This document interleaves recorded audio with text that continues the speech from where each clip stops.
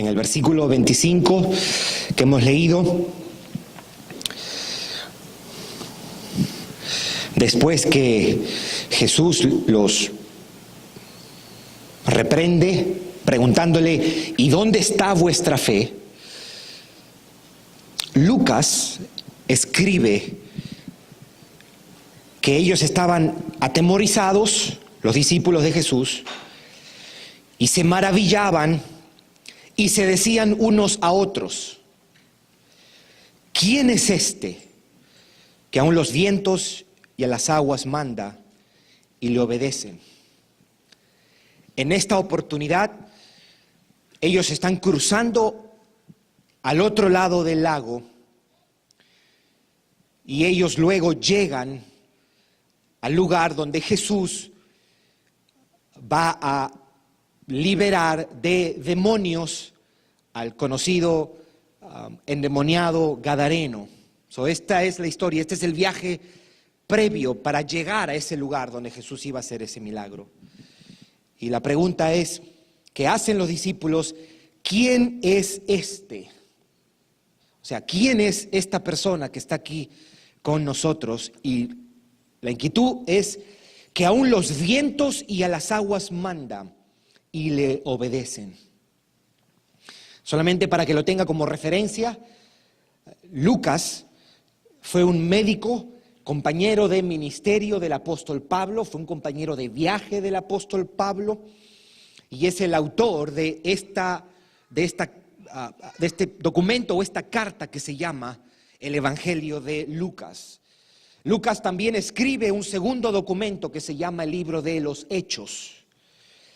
Y para él empezar este Evangelio, él dice que él colectó información e investigó los hechos acerca de Jesús y escribe este documento.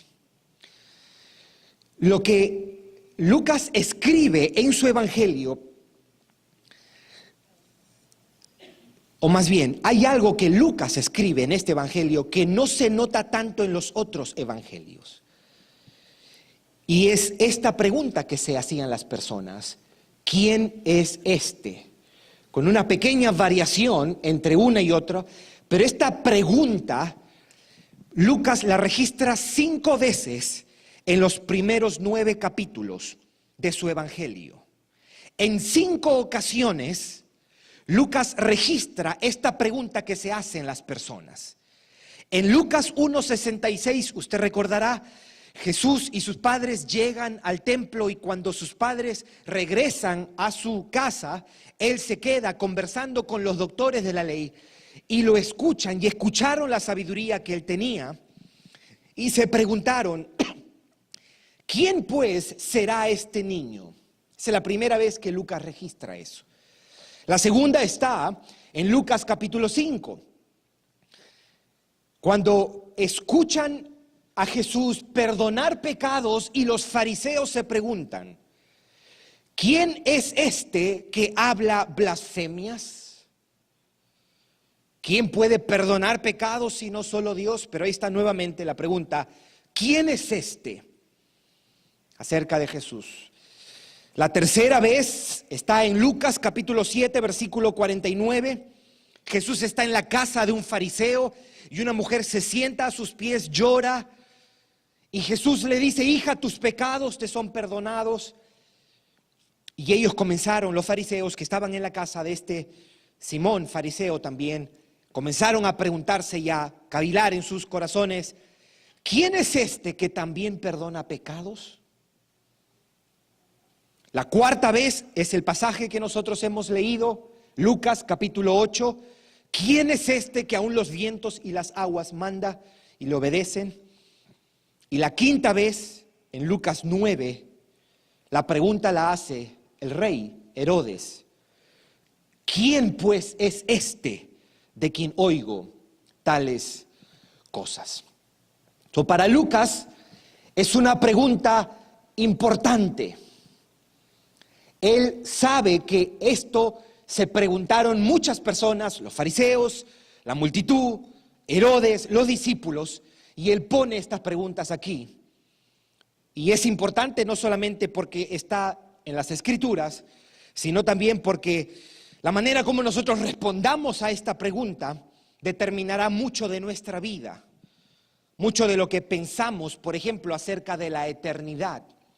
La forma como nosotros respondamos a quién es este es importante para determinar cómo miramos la vida, por ejemplo, es importante para determinar qué vamos a creer, cómo vamos a vivir y demás. Por eso es importante. Entonces, el mensaje de hoy tiene la intención de responder a esta pregunta: ¿quién es este?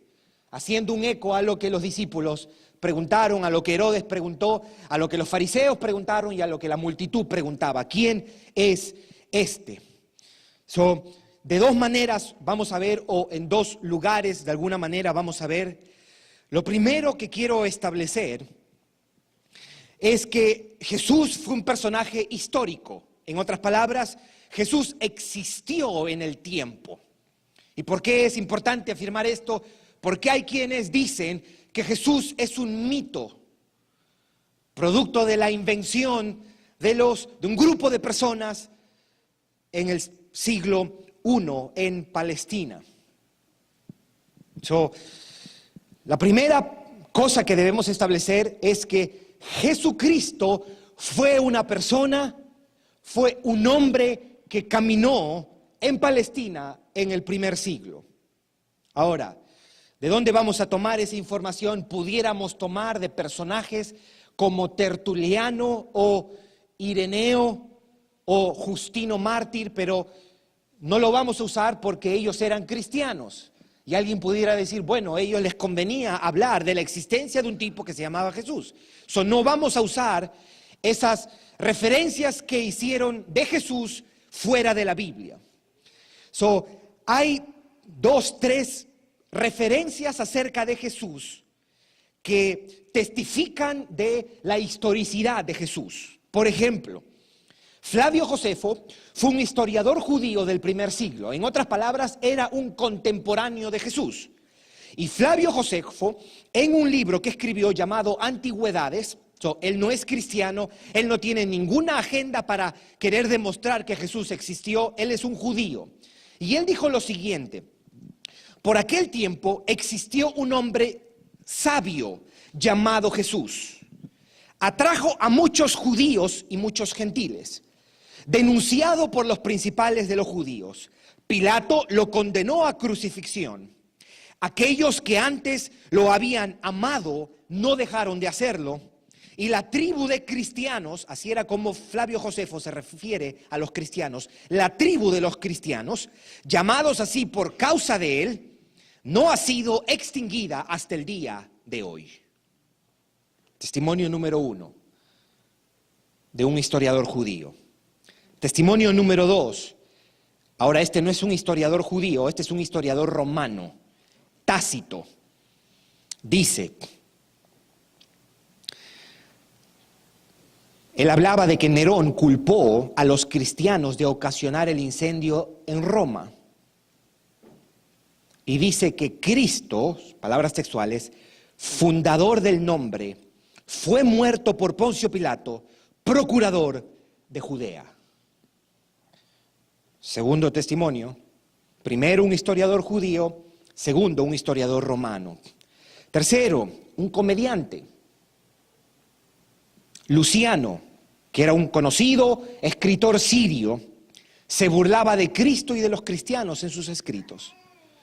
Él vivió en el siglo II. El hombre que fue crucificado en Palestina por haber introducido este nuevo culto, así le llamaban a la religión cristiana, este nuevo culto en el mundo. Después, Plinio, un gobernador de Bitinia, en Asia Menor, hizo referencia a Jesús, y Seutonio.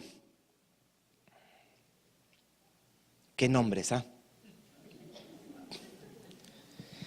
En el año 120 después de Cristo, otro historiador romano hizo referencia de él. Pudiéramos citar más, pero yo creo que con esto basta. La conclusión sería esta: negar la existencia de Cristo no es un ejercicio sano. Si cuestionamos la historicidad de Jesús, nosotros deberíamos, si vamos a ser justos, cuestionar la existencia de cualquier otro personaje histórico. Y yo creo que quienes niegan la existencia de Jesús no estarían dispuestos a hacer eso. Sería una incoherencia, sería irracional, sería necio negar que existió una persona llamada Jesús en el siglo I. Ahora, si adelantamos un poquito más, unos siglos más adelante, ¿qué dijeron personas que no eran cristianas? Hablaron de Jesús asumiendo que fue un líder religioso del primer siglo. Por ejemplo, Albert Einstein dijo lo siguiente, que él estaba fascinado por la figura luminosa del Nazareno. Sin lugar a dudas, decía Albert Einstein, nadie puede leer los evangelios sin sentir la presencia real de Jesús. Su personalidad late en cada palabra, decía Einstein.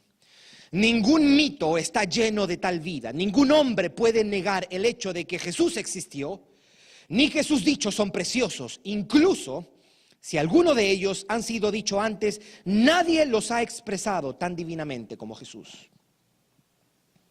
Otro, Napoleón.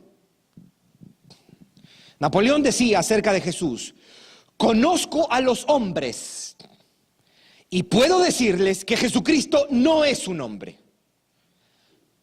Las mentes superficiales ven un parecido entre Cristo y los fundadores de los imperios y los dioses de otras religiones. Tal parecido no existe. En otras palabras, no hay punto de comparación, decía Napoleón. Y que yo entienda, Napoleón no era un creyente tampoco.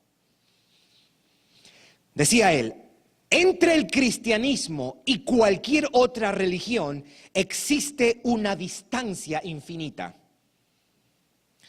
Todo lo referente a Cristo me asombra. Su espíritu me anonada. Su voluntad me confunde. Entre él, o sea, entre Jesús, decía Napoleón, y cualquier otra persona en el mundo, no hay término posible de comparación.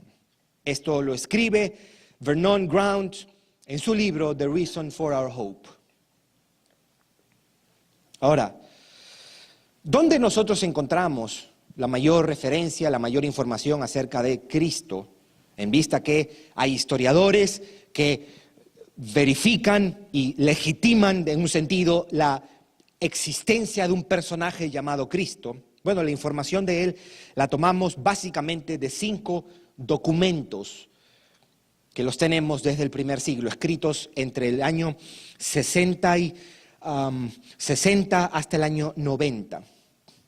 Algunos quizás un poquito antes. Son los 4 evangelios y el libro de Hechos. Lo que vamos a ver ahora desde esos textos es quién es Cristo. Y vamos a ver unas cuantas cosas. ¿Qué dijo Jesús acerca de sí mismo? ¿Qué dijeron la gente que lo siguió acerca de Jesús? ¿Cómo lo trataron las personas que estuvieron conviviendo con él? ¿Y qué pruebas tenemos acerca de estas afirmaciones? Para empezar, quiero establecer esto, que Jesús dijo ser Dios mismo. Y es importante destacar esto porque en toda la historia de la humanidad no hay ningún importante líder religioso en la historia que haya reclamado divinidad o haya dicho ser Dios. Estoy diciendo ningún líder importante de la historia, un líder religioso importante de la historia. Ahora, hay quienes han dicho, bueno, lo que pasa es que la gente tenía una necesidad de encontrar un líder y le impusieron este título de Dios a Jesús, que él no tenía ninguna responsabilidad. Y eso es contrario al testimonio de las Escrituras, porque en la Biblia nos demuestra que Jesús tenía conciencia de quién él era y él mismo afirmaba su divinidad. No es que le hicieron creer eso, no, él mismo afirmaba eso. Por ejemplo, él afirmaba tener una relación especial con el Padre. Él dijo cosas como esta, que el Padre lo había amado a él antes de la fundación del mundo, Juan 15. Ya usted pudiera ver a los fariseos rasgándose las vestiduras, porque este hombre que nació en Belén, que es el hijo de un carpintero, está diciendo que el Padre lo amó a él antes de la fundación del mundo. Luego él dice, el Padre me envió, Juan 5, y después le dice a la gente, a sus discípulos, el que me ha visto a mí, ha visto al Padre, Juan 14, 9. Y que el Padre le dio gloria a él, Juan 17. Aparte de esto, por ejemplo, en el mismo libro de Lucas, capítulo 5 y capítulo 7, Jesús perdonó pecados, algo que era prerrogativa divina. Es por eso que los fariseos entendieron su mensaje, entendieron lo que él estaba tratando de comunicar y lo acusaron y lo condenaron por eso. En realidad dijeron, te condenamos por blasfemia, porque tú, siendo hombre, te haces igual a Dios. Ahora, de sus propios labios, Jesús en 7 ocasiones se refirió a sí mismo como el yo soy. Ahora, para nosotros pudiera pasar desapercibido esa declaración de yo soy el buen pastor, yo soy el pan que descendió del cielo, yo soy el camino, la verdad y la vida y demás. Pero eso no pasó desapercibido para los judíos que lo escuchaban. Porque decir yo soy, yo soy, yo soy, era una atribución divina que se estaba haciendo a Jesucristo. Porque hacía referencia al nombre con el que Dios se dio a conocer a Moisés. En Éxodo 3, yo soy. Cuando te pregunten quién te envió, tú les dices yo soy. Me envió. Los judíos entendieron cuando Jesús estaba diciendo yo soy. Yo soy. Jesús también dijo en Juan 5:22 que el Padre le había dado a él autoridad para juzgar. En Juan 5:23 dijo que él merecía la misma honra que el Padre. Eso ya usted se imagina, cada vez que escuchaban los fariseos a Jesús hablar, ellos se rasgaban la vestidura y probablemente se quedaban sin vestiduras, ¿no? Y para poner la cereza al pastel de su declaración, en Juan 10:30 dijo, el ser uno con el Padre.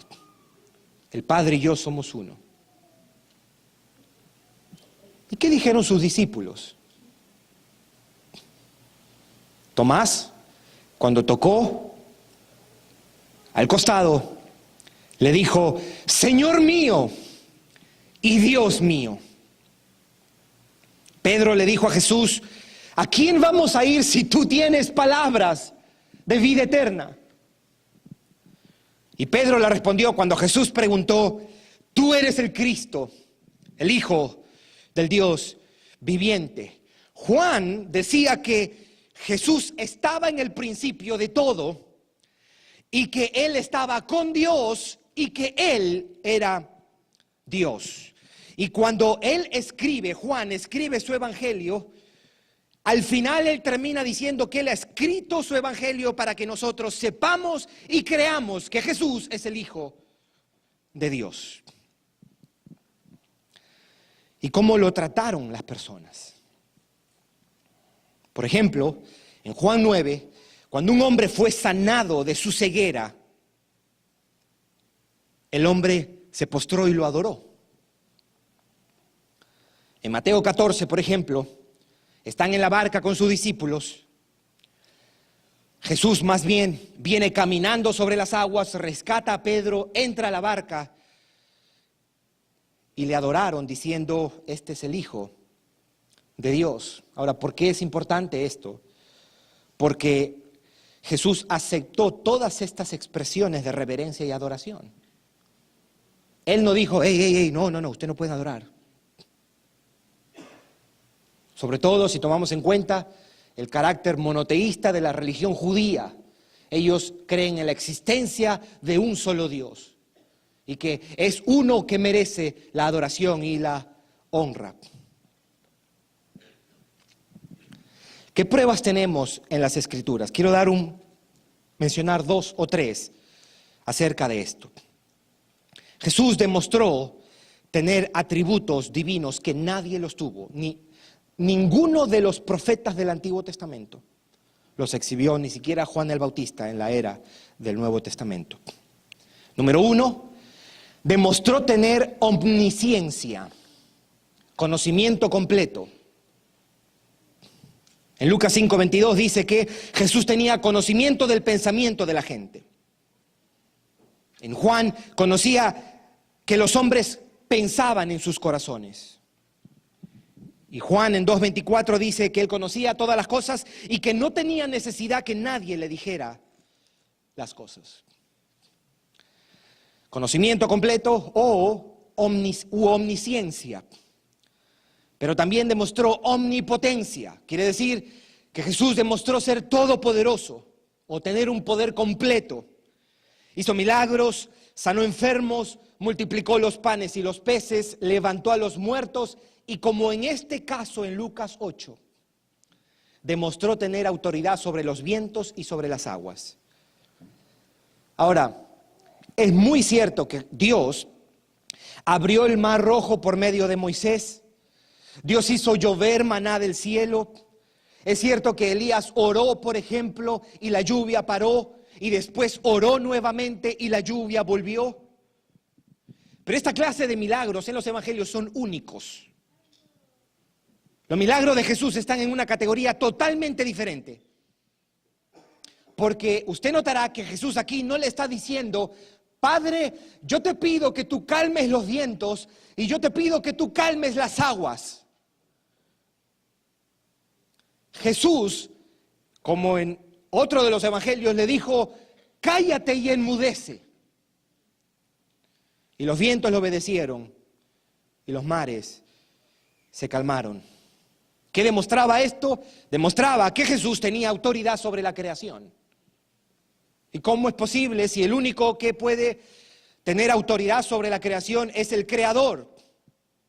¿Por qué Jesús hizo esto? La única respuesta, la más coherente, la más plausible, es reconocer y aceptar sus afirmaciones. Jesús dijo, o más bien es quien dijo ser, el Dios encarnado. Ahora, hasta este punto, había algo que podía desmentir sus afirmaciones. Había una sola cosa que podía tirar al suelo todos sus reclamos. Todo lo que había dicho acerca de sí mismo, de que él era igual al Padre, de que era Dios mismo, sería aprobado por una sola cosa más. Faltaba una sola evidencia de su deidad. Él había dicho algo y quizás eso sería su prueba final, su argumento más sólido o su evidencia. ¿Qué dijo él? Él dijo que iba a morir, que se iba a levantar de los muertos al tercer día. Cuando los discípulos vieron a Jesús morir, se les vino el mundo abajo. Porque estar con esta persona por 3 años, con el mismo Dios caminar por 3 años, esto no es una amistad esporádica, superficial, casual con alguien. Esto es intimidad, compañerismo profundo con el Hijo de Dios durante 3 años, comiendo, caminando, viviendo, durmiendo con Él. Y cuando Él se muere, la esperanza de ellos se les vino abajo.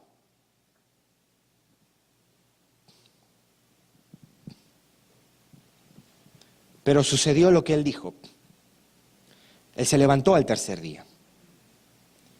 Y apareció a los 12 discípulos, le dijo a Tomás: toca aquí para que tú veas que esto es cierto. Y Tomás tocó.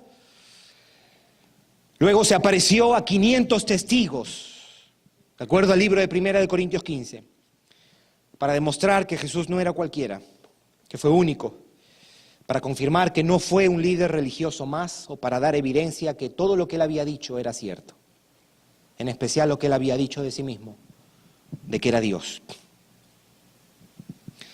La conclusión más lógica, la más razonable, la más coherente acerca de Cristo es decir que Él es Dios mismo. Nosotros no podemos hablar de Él solamente como un buen maestro, ni como un gran profeta. O Jesús fue un farsante, como diría Josh McDowell, ¿O fue un lunático, como diría C.S. Lewis? ¿O fue quien dijo ser el Dios encarnado? C.S. Lewis escribió esto en contra de aquellos que decían: no acepto que Jesús sea Dios, pero sí acepto que Él es un tremendo y extraordinario líder. Para él no hay coherencia, porque no hay coherencia. Escuche lo que C.S. Lewis decía: estoy tratando de prevenirle a cualquiera para que no diga la estupidez que la gente dice con frecuencia respecto a Jesús. Hay gente que dice esto: estoy dispuesto a aceptar a Jesús como un gran maestro moral, pero no acepto sus aseveraciones de ser Dios. Eso es lo que no debemos decir. Un hombre que fuese meramente hombre y dijera las cosas que dijo Jesús, no sería un gran maestro moral. Podría ser un lunático, en el mismo nivel con el hombre que dice que es un huevo revuelto. O podría ser un demonio del infierno. Le corresponde a usted hacer su elección, decía C.S. Lewis. Si este hombre fue y es el Hijo de Dios, o si es un demente o algo peor. Jesús no fue un líder más. Entró en esta tierra de una manera distinta, porque nació de una virgen. Caminó como nadie ha caminado en esta tierra, sin ningún pecado.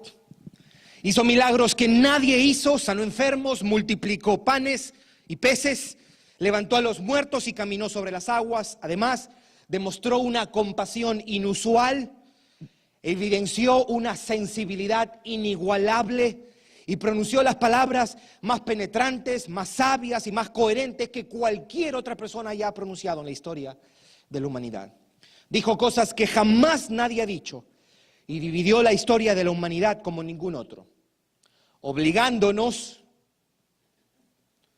a concluir con los autores del Nuevo Testamento, llevándonos, si vamos a ser honestos, a rendirnos ante la evidencia y a decir como dijo Pedro: tú eres el Cristo, el Hijo del Dios viviente. Jesús es Dios hecho hombre. Cristo es el Dios que vino a este mundo a redimir pecadores por medio de su vida, muerte y resurrección. El Dios creador también se nos ha revelado como el Dios redentor en la persona de su Hijo Jesucristo. Hasta ahí pudiera usted decir: yo estoy con usted, yo coincido, Jesús es Dios.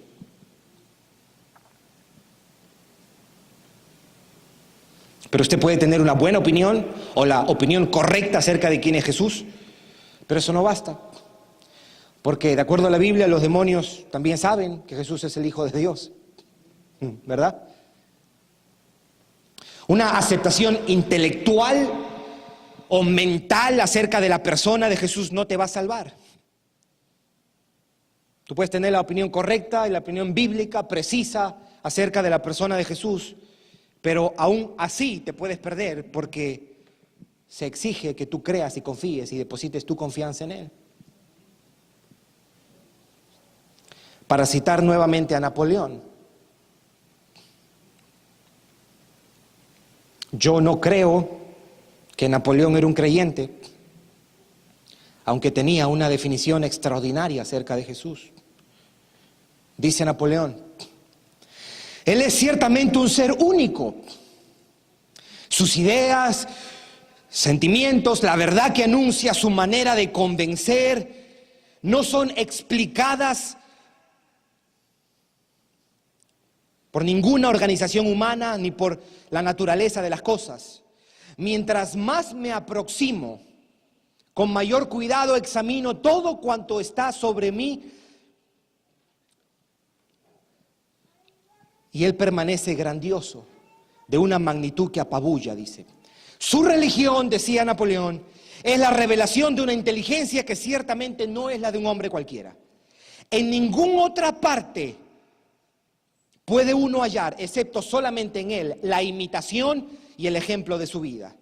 Escudriño o investigo en vano en la historia para hallar a quien se parezca a Jesucristo o algo que pueda aproximarse a lo que los evangelios nos cuentan. Ni la historia, ni la humanidad, ni las edades, ni la naturaleza nos ofrecen algo con lo cual yo pueda compararlo o explicarlo. Aquí, o sea, en Cristo, todo es extraordinario. La pregunta debería ser, si Cristo es quien dijo ser, ¿qué significa eso para ti?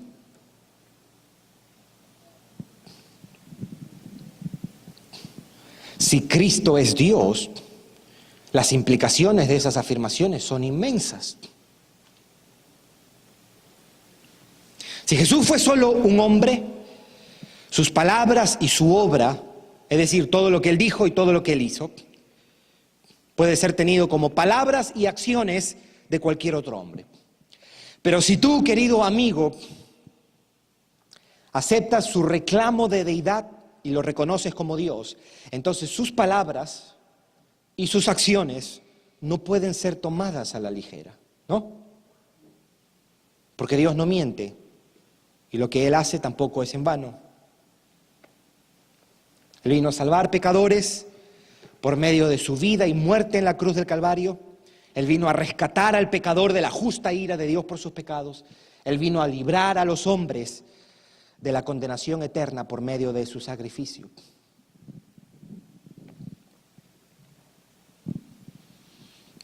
En vista de que Cristo es Dios, todo lo que Él dijo debe ser tomado con la mayor seriedad. Si tú hoy día estás escuchando esto y tú dices, ¿sabes qué? Es cierto, es razonable, es coherente, no solamente por lo que mis padres me enseñaron, crecí en un contexto religioso donde se respetaba a Dios y todo eso, pero yo acepto, sí, de verdad, es plausible esto, es razonable afirmar la deidad, la divinidad de Jesucristo.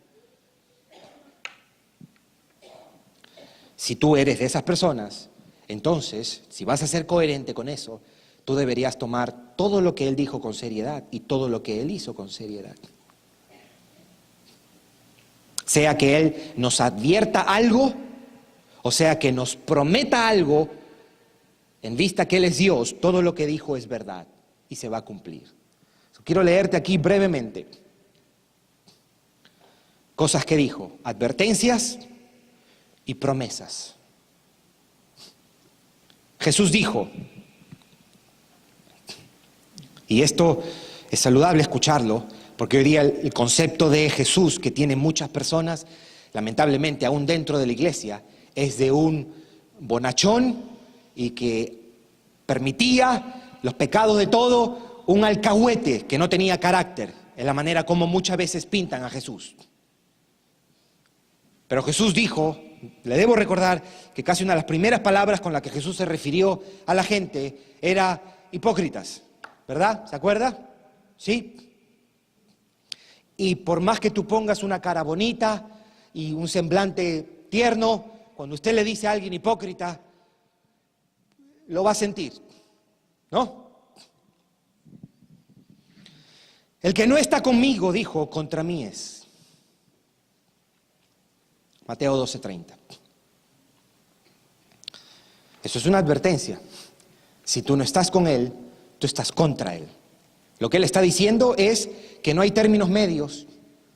No hay, fíjate, no estoy todavía dispuesto a esto, pues me voy a quedar en el medio. No, o estamos con Él o estamos contra Él.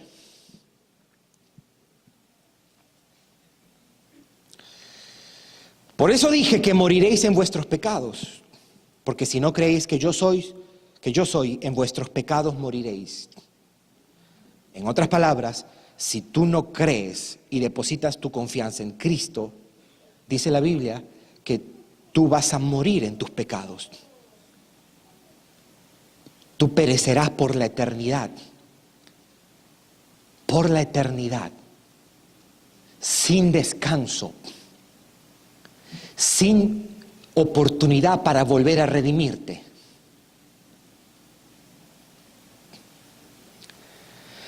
No todo el que me dice Señor, Señor entrará en el reino de los cielos. Mateo 7:21. Esto es Jesús. Amigo, amiga, que tú reconoces a Jesús como Dios, pero no has depositado tu confianza en Él. Por más que tú ores y le digas Señor, Señor, no todo el que me dice Señor, Señor entrará en el reino de los cielos. Eso es una advertencia. Y si tú crees que Él es Dios, esto es cierto. Muchos me dirán en aquel día, Señor, Señor, ¿no profetizamos en tu nombre? Y en tu nombre echamos fuera demonios, y en tu nombre hicimos milagros. Entonces les declararé, nunca los conocí. Apartados de mí, hacedores de maldad. Wow.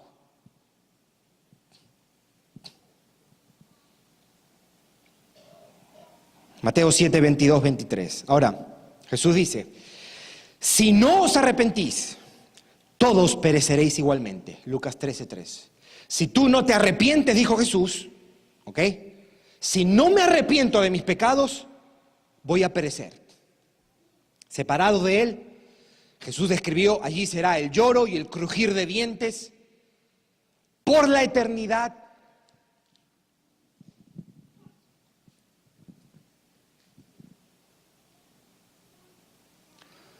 Si tú crees eso, lo más lógico es que tú te arrepientas. Si tú no crees esto, lo que tú estás diciendo, es que Jesús fue un mentiroso. No te puedo tolerar un término medio.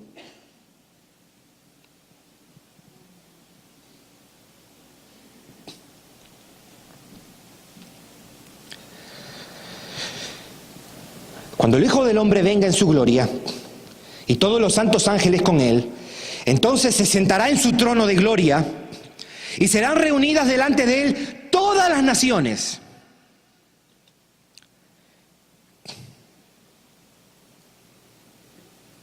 Y escuche lo que Él va a hacer.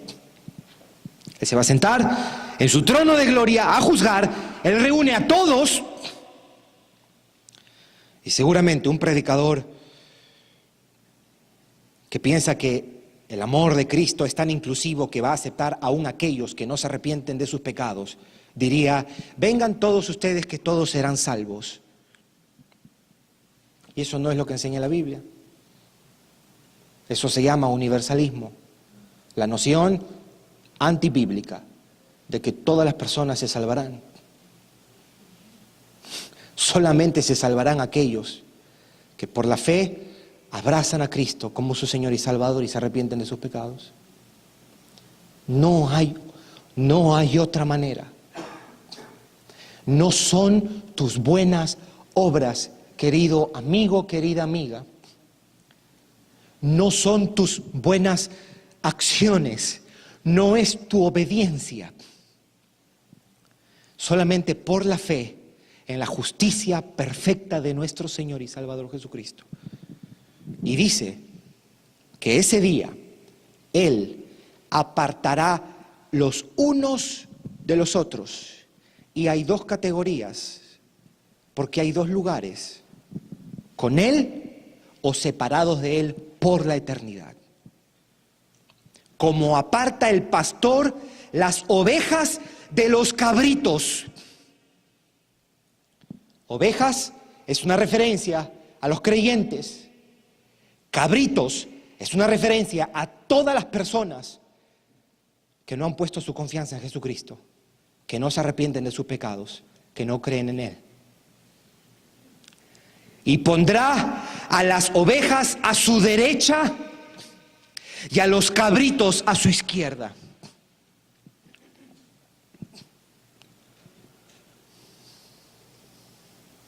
No hay una tercera opción. No hay.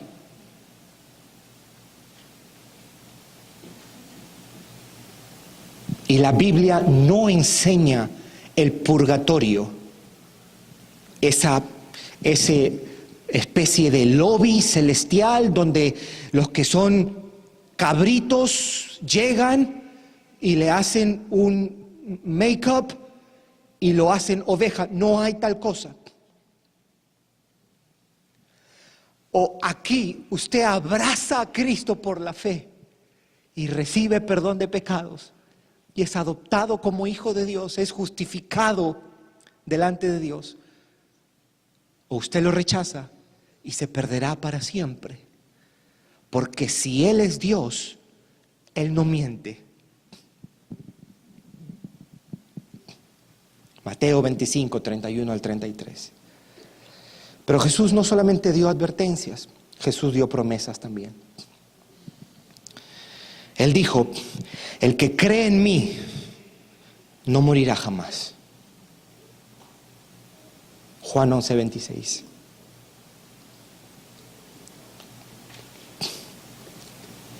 ¿Qué es creer en Él?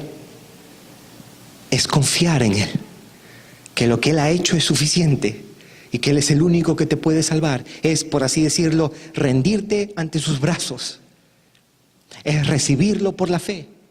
Es abrazarlo. Es descansar en Él. No en ti, no en lo que tú puedes hacer. Y si tú crees en Él, no morirás jamás. El que cree en mí tiene vida eterna. Venid a mí todos los que estéis trabajados y cargados.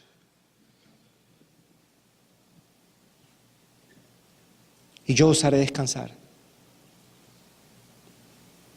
¿De qué carga estaba hablando? La carga que produce el pecado y una vida de pecado. ¿Cómo sé si puedo ser salvo? Ven a Él. ¿Y qué seguridad tú tienes de que yo puedo ser salvo si yo vengo a Él? Porque Él lo dijo. El que viene a mí, yo no le echo fuera. Es una promesa. Si tú vienes a Él con tus pecados, con tu maldad, Él no te echa fuera. Yo soy el camino, yo soy la verdad y la vida. Mis ovejas oyen mi voz y yo las conozco y me siguen y yo les doy vida eterna y no perecerán jamás. Y nadie las va a arrebatar de mi mano.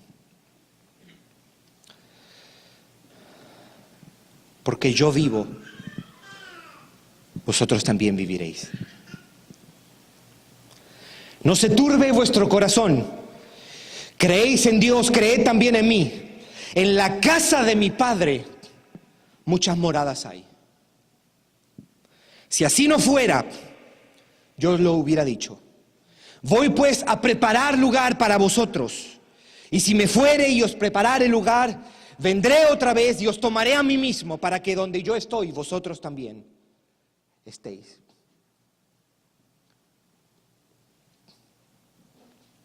Si tú vienes a Él, Él no te echa fuera. Él es un Salvador suficiente.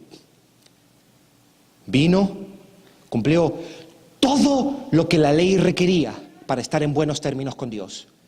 No solamente en obediencia, sino también en su castigo. Él cumplió la ley al llevar el castigo por nuestros pecados. Fue sepultado y se levantó al tercer día y ascendió a los cielos. Ahí está sentado a la diestra del Padre para interceder por los suyos. Él es un Salvador suficiente. Él es digno de tu confianza. Tú puedes confiar en Él y recibes perdón de pecados. Ese es el Evangelio. Tú no tienes que hacer absolutamente nada de tu parte. Solamente abrazar lo que es un regalo. Abrazar a Cristo por la fe. Porque la salvación es por gracia, por medio de la fe en nuestro Señor Jesucristo. Él es suficiente porque Él es Dios. La pregunta debería ser, ¿qué tú vas a hacer con Jesucristo? ¿Cómo vas a tomar tú sus palabras, sus advertencias y sus promesas? Y para ti, mi hermano, mi hermana, el mismo llamado tenemos nosotros, abrazar a Cristo por la fe cada mañana y poner nuestra confianza en Él. En Él. En Él está el perdón de mis pecados. En Él está la vida nueva que necesito. En Él está la fortaleza que necesito, el consuelo en tiempos de dolor, la fortaleza en tiempos de adversidad. En Él está la paz que necesito, aquella que sobrepasa todo entendimiento. En Cristo Jesús está la esperanza de la vida eterna. En Él, decía Pablo en Colosenses, estamos completos. Él es la provisión de Dios para lo que tú estás necesitando. A ti que no eres un hijo de Dios, un creyente, que no eres creyente, no eres cristiano, y para ti también que eres un hijo de Dios. Jesucristo es todo lo que tú necesitas. Él es tu provisión, porque Él es Dios. Amén. Vamos a orar.